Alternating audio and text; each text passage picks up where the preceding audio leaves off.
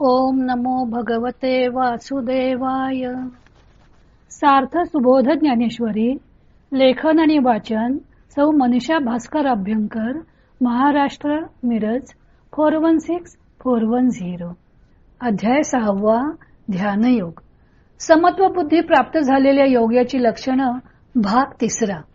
ओव्या आहेत 404 ते 410 आणि श्लोक आहे 32. भगवंत समत्व बुद्धी प्राप्त झालेल्या योगाची लक्षणे सांगत आहेत.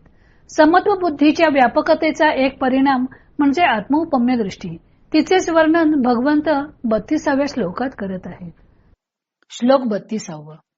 आत्मौपम्येन सर्वत्र समं पश्यति योऽर्जुन, सुखं वा यदि वा दुःखं स योगी परमो मतः.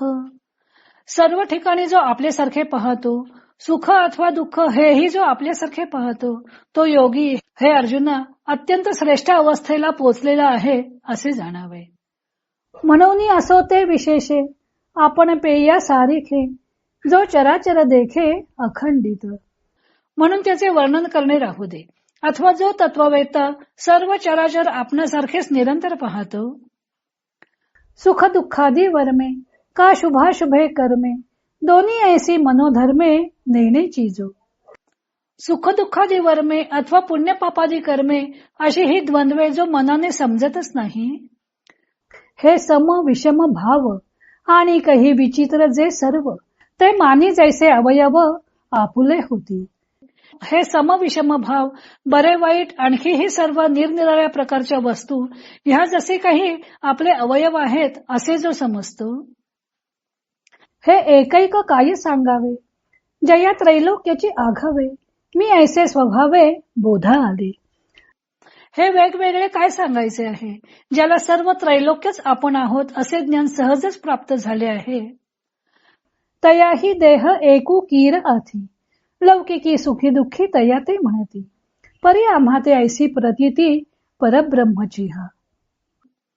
त्यालाही देह आहे खरा आणि लोकात त्याला सुखी दुःखीही म्हणतात, परंतु आमचा अनुभव असाच आहे की तो परब्रह्मच आहे. म्हणून आपण पा विश्व देखीजे आणि आपण विश्व होईजे, ऐसे साम्याची एक उपासीजे पांडवाग.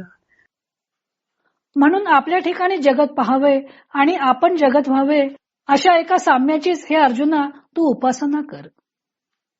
हे तू ते बहुते प्रसंगी आम्ही म्हणो याची लागी, जे साम्य परवती जगी प्राप्ती नाही. तू समदृष्टी ठेव असे आम्ही एवढ्या करताच तुला पुष्कळ प्रसंगी म्हणत आलो, कारण साम्य पलीकडे या जगात दुसरा लाभ नाही. भगवंत समत्वबुद्धी मनुष्याची दृष्टी कशी असते तिचे वर्णन करत आहेत. श्लोकात सुखम वा यदि वा दुःखम असं मोघम म्हटलेलं आहे. हे सुख दुःख कोणाला होते ते सांगितलेले नाही. अर्थातच हे सुख किंवा दुःख योगी मनुष्याला नसले पाहिजे, कारण तो तर सुख दुःखातीत झालेला असतो.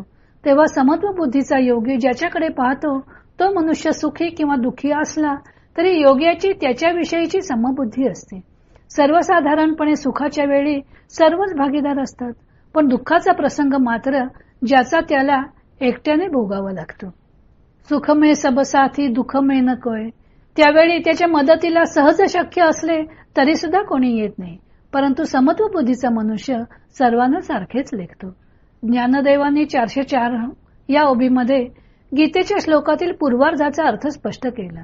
त्याची आत्मौपम्य बुद्धी कशी असते तर आपण पेया सारिखे जो चराचर देखे, तो सर्व चराचर आपल्यासारखेच पाहतो, त्याला द्वैतच दिसत नाही. पुढच्या ओव्यामधून त्यांनी संभाव्य गैरसमज टाळून अर्थविस्तार केलेला आहे. ज्ञानदेव म्हणतात की सुखदुःखादी भाव असोत की शुभाशुभ कर्मे असोत, ते आपली व दुसऱ्याची भिन्न आहेत असे तो मानत नाही. अनेकांचे सुख देखोनिया सुखी, होय धन्य लोकी तोची संत. अनेकांचे दुःख देखोनिया डोळा, येई कळवळा तोची संत. याचा अर्थ त्याला सम विषम असा भेद कळत नाही असं नाही, परंतु ते सर्व सम विषम भाव असोत किंवा निरनिराळ्या प्रकारच्या वस्तू असोत, ते सर्व तो जणू हे आपले अवयवच आहेत असे मानतो. आपल्या शरीराचे अवयव भिन्न असतात, त्यांची कार्यही भिन्न असतात. हे जाणून समत्व बुद्धीचा योगी त्याप्रमाणेच व्यवहार करत असतो. पाणी तोही मुखानेच पितो किंवा चालायचे असेल तर पायांचाच उपयोग करतो. परंतु हे सर्व व्यवहार करत असतानाही हे सर्व अवयव एकाच शरीराचे आहेत असा ऐक्यभाव त्याच्या ठिकाणी जागा असतो. तसेच सर्व प्राणी मात्रातील सुखदुःखे वा शुभाशुभ कर्मे यांच्यात त्याला ऐक्यच दिसत असते. ही कर्मे आपली, ही दुसऱ्याची अशी त्याची भेदबुद्धी नसते. सर्व त्रैलोक्य आपणच आहोत असे सहज ज्ञान त्याला प्राप्त झालेले असते. म्हणून ज्ञानदेव म्हणतात की तो देही असून सर्व लोक त्याला सुखी किंवा दुःखी मानत असले तरी तो परब्रह्म स्वरूपच आहे असे आम्हास वाटते. पुढे हा साम्ययोग मनाच्या चंचलत्वामुळे तो कायमचा टिकेल असं वाटत नाही अशी साम्ययोगाला धरून अर्जुन शंका विचारणार आहे. या श्लोकाला आपली टीका जोडून घेण्याच्या दृष्टीने पुढील 2 अव्यय आलेले आहेत. ज्ञानदेवांचे श्रीकृष्ण अर्जुनाला सांगत आहेत की हे अर्जुना, हे लक्षात ठेव की विश्व आपणात पहावे व आपणच विश्व होऊन जावे. हे समस्तही श्री वासुदेव अशा भावाने एका साम्य योगाचीच उपासना करावी. कारण या साम्य परवती जगी प्राप्ती नाही. ही समदृष्टी येणे हीच या जगात मोठी प्राप्ती आहे. एकूण भगवंताने योग प्राप्तीचे 3 उपाय सांगितलेले आहेत.